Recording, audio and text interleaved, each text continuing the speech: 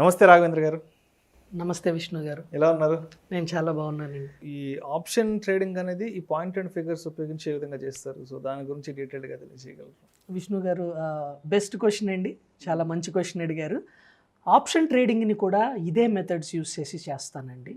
Relative strength help తీసుకుంటాను నేను. First నేను మీకు చెప్పాను ఇన్వెస్టింగ్ నుంచి ఇంట్రాడే వరకు. ఇప్పుడు నేను మీకు చూపించే examples intraday stocks, intraday bank Nifty, ఆ తర్వాత option buying and option selling యొక్క అన్నీ నేను మీకు చూపిస్తాను. ఆఫెన్గా మనకి చూస్తూ ఉండేది ఆప్షన్ బై చేసుకున్నాక రిటైల్ ట్రేడర్స్ వాళ్ళ ఆప్షన్ అనేది డీకే అయిపోయి అందులో మనీ లాస్ అవుతూ ఉంటారు. అలా ఇప్పుడు మనం రిలేటివ్ స్ట్రెంగ్త్ ఎందుకు యూజ్ చేస్తున్నాం విష్ణు గారు? ఆ స్టాక్కి స్ట్రెంగ్త్ ఉందా లేదా అనేది తెలుసుకుంటానికి. స్ట్రెంగ్త్ ఉన్న స్టాక్స్లో మీరు ఆప్షన్ ట్రేడింగ్ తీసుకున్నట్లయితే, ఆప్షన్ బయింగ్ తీసుకున్నట్లయితే డెఫినెట్లీ సక్సెస్ అవుతారు. ఏ విధంగా? By using relative strength. ఇప్పుడు నేను మీకు దేర్ ఆర్ 2 types ఆఫ్ ఇద్దరు ట్రేడర్స్ అండి. ఆప్షన్స్లో 2 types ఆఫ్ ట్రేడ్స్. ఒకటి డిస్క్రిషనరీ, నాన్ డిస్క్రిషనరీ. డిస్క్రిషనరీ అంటే మీకు గ్రీక్స్ని యూజ్ చేసి ట్రేడ్ చేసేది. ఓకే, అది డిఫరెంట్ కాన్సెప్ట్. నేను నాన్ డిస్క్రిషనరీ ట్రేడింగ్ చేస్తానండి. 90% ఇది చేస్తారు. ఎందుకు నేను నెక్స్ట్ ఇంకొక కొత్త కాన్సెప్ట్ ఎందుకు తీసుకోవాలి, ఎందుకు నేర్చుకోవాలి, నేను టైం వేస్ట్ ఎందుకు చేయాలి? చార్ట్స్ యూజ్ చేసే నేను ఎందుకు ట్రేడ్ తీసుకోకూడదు అనేది నేను ఆలోచించినది. సో దాని ప్రకారంగా నేను డిస్క్రిషనరీ వైపు కాకుండా నాన్ డిస్క్రిషనరీ ఆప్షన్స్లో కూడా గ్రీక్స్ని యూజ్ చేయకుండా charts, option buying, option selling, stock options, index ఆప్షన్స్ని కూడా నేను మీకు ఇప్పుడు ఎగ్జాంపుల్స్లో చూపిస్తాను. ఫస్ట్ ఈజ్ HUL అండి, హిందుస్థాన్ యూనిలీవర్. ఈ హిందుస్థాన్ యూనిలీవర్ చార్ట్ మీకు స్క్రీన్ పైన కనిపిస్తుంది, రైట్ అండి? సో చూడండి, ఇది నేను 1 hour టైం ఫ్రేమ్స్లో తీసుకున్నాను. ఓకే, ఇక్కడ చూడండి మనకి 14th, ఓకే 12th August మనకి బ్రేక్అవుట్స్ అనేది ఇచ్చింది. ఆ తర్వాత 16th August, 12th తర్వాత 13th ఏవి సైడ్ వేస్లో ఉందండి. 14th, 15th holidays, Saturday Sunday. 16th మరలా మనకి బ్రేక్అవుట్ ఇచ్చింది, రైట్? ఇప్పుడు జనరల్లీ ఈ ట్రేడ్లోకి వెళ్ళిపోతూ ఉంటారు ఆప్షన్స్లో, కానీ ఇక్కడ నేనేం చేస్తాను మీకు ఎక్స్ప్లెయిన్ చేస్తాను. ఇది మల్టీ లెగ్ చార్ట్ అండి, or else relative strength chart. దీన్నే టెక్నికల్గా మాట్లాడాలి, ఆప్షన్స్ భాషలో మాట్లాడాలంటే this is bull call spread chart, right? So ఇక్కడ మీరు చూడండి 12th August మనకి బ్రేక్అవుట్ అనేది కనిపించింది, కానీ మీరు అబ్జర్వ్ చేసినట్లయితే ఈ లైన్ అబౌవ్ 16th August మనకి బై కనిపించింది. ఇది రిలేటివ్ స్ట్రెంగ్త్ చార్ట్ అండి. ఓకే, రిలేటివ్ స్ట్రెంగ్త్ చార్ట్లో నాకు ఒక్కసారి 16th August సిగ్నల్ ఇచ్చిన తర్వాత, ఓకే ఇప్పుడు మనం ప్రైస్ చార్ట్లోకి వెళ్దాం. ఇది 2400. ఎందుకు 2400 కాల్ ఆప్షన్ తీసుకున్నాను అని అడుగుతూ ఉంటారు. ఎందుకు అంటే మనకి హిందుస్థాన్ యూనిలీవర్ బ్రేక్అవుట్ ప్రైస్ ఎంత? 2400 కాబట్టి. ఓకే అండి, సో ఇప్పుడు మల్టీ లెగ్ చార్ట్ మనం చూద్దాము. మల్టీ లెగ్ చార్ట్ నేను మీకు ఎక్స్ప్లెయిన్ చేశాను. ఇప్పుడు ఇది పాయింట్ అండ్ ఫిగర్ చార్ట్. చూడండి 16th 10ంటికి మనకి బ్రేక్అవుట్ వచ్చింది. మీకు ఇందాకే నేను ఎక్స్ప్లెయిన్ చేశాను, ఆ ప్రీవియస్ హై బ్రేక్ చేస్తే మనం ఎంట్రీస్ తీసుకోవచ్చండి అని. ఇది మన ఎంట్రీస్ అండి. ఇది బ్రేక్అవుట్ తర్వాత మన ఎంట్రీ. మనం స్టాప్ లాస్ అనేది దీని బిలో పెట్టుకోవచ్చండి.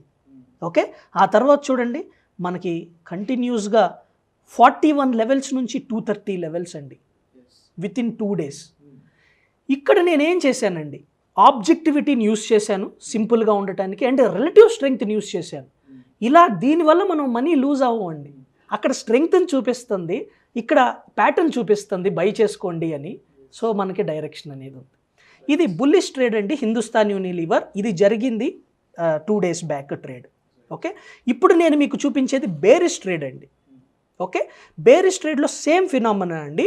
నేను ఇక్కడ టాటా స్టీల్ది తీసుకుంటున్నానండి. టాటా స్టీల్ ఇదిగోండి, ఈ చార్ట్ మనకి క్లియర్గా ఉంటుంది. ఈ చార్ట్ చూడండి, టాటా స్టీల్ మనకి ఇక్కడ బ్రేక్అవుట్స్ ఇచ్చి ఈ లైన్ బిలో ఫాలో అయిందండి. ఇది ఎప్పుడు జరిగింది? టాటా స్టీల్ 20th August, 20 ఆగస్టున 9:15కి బ్రేక్అవుట్ అయిందండి. ఓకే, బ్రేక్ డౌన్ అయింది. ఇక్కడ నుంచి ఇప్పుడు నేను రిలేటివ్ స్ట్రెంగ్త్ చార్ట్కి వచ్చేసానండి. అప్పుడు రిలేటివ్ స్ట్రెంగ్త్ చార్ట్లో చూడండి నాకేం కనిపిస్తుంది. రిలేటివ్ స్ట్రెంగ్త్ చార్ట్లో కూడా ఇది బేర్ పుట్ స్ప్రెడ్ అండి, టెక్నికల్గా మాట్లాడాలంటే. దీన్ని కూడా మనకి ఇక్కడ బ్రేక్అవుట్ అనేది హ్యాపెన్ అయింది. క్లియర్గా ఉందండి. అంటే రిలేటివ్ స్ట్రెంగ్త్ చార్ట్లో టాటా స్టీల్ అనేది ఇంకా పడుతుంది బాబు అని చెప్తుంది, రైట్ అండి? ఇది 9:15 దగ్గర మనకి బ్రేక్అవుట్స్ వచ్చేసినాయి. ఇప్పుడు మనం వెళ్ళి ప్రైస్ చార్ట్ చూద్దామండి. 1500, ఎందుకంటే 1500 మనకి బ్రేక్ డౌన్ అండి. ఎందుకు నేను ఇక్కడ 1500 తీసుకున్నాను చూడండి, పిఈ 1500 తీసుకున్నాను. ఎందుకని మనకి టాటా స్టీల్ అనేది ఫాల్ అవటం 1500 నుంచి, చూడండి ఇది 1500 నుంచి ఫాల్ అవటం మొదలుపెట్టింది.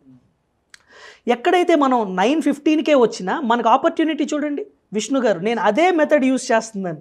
ఓకే, ఎప్పుడైతే ఈ ప్రీవియస్ హైని బ్రేక్ చేస్తుందో ఇక్కడ ఎంట్రీస్ తీసుకుంటున్నాను, ఆ తర్వాత ఆ ట్రెండ్ని అలా కంటిన్యూ చేస్తున్నాను.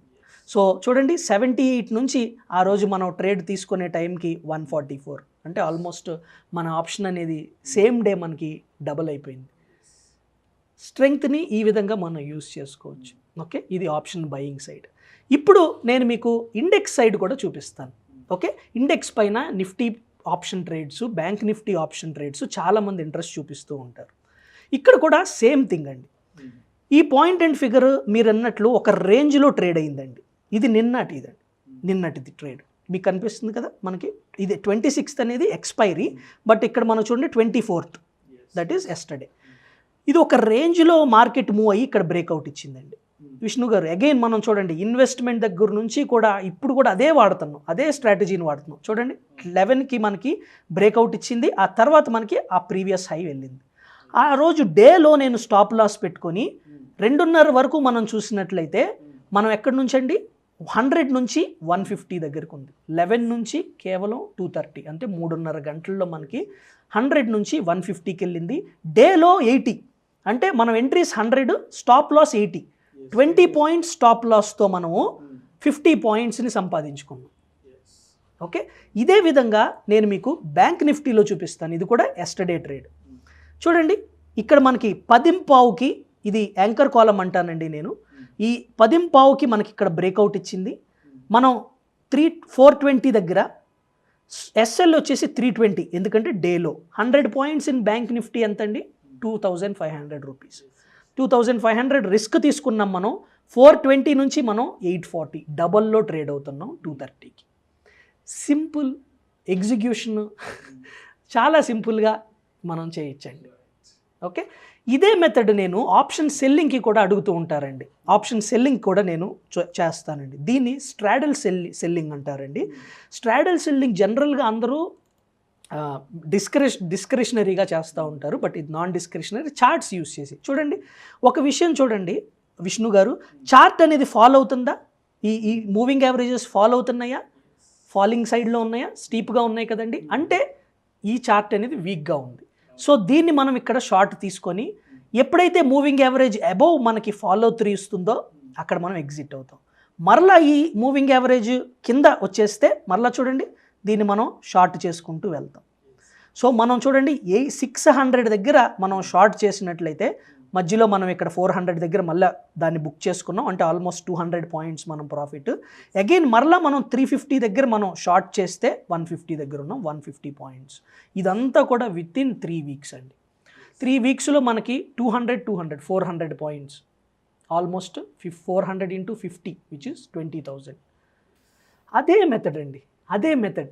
ఇంట్రాడేకి ఒకటి, ఇన్వెస్ట్మెంట్ ఒకటి, స్వింగ్ పొజిషనల్కి వేరుగా కాదు, ఆప్షన్ బయింగ్కి, స్టాక్స్ ఆప్షన్ బయింగ్కి, నిఫ్టీ, బ్యాంక్ నిఫ్టీకి. దీనివల్ల ఎంత ఈజీ అయిపోతుంది చూడండి లైఫ్. ట్రేడర్ లైఫ్ ఈజీ అయితే తను సక్సెస్కి చాలా దగ్గరగా ఉన్నట్లు. అది విష్ణు గారు.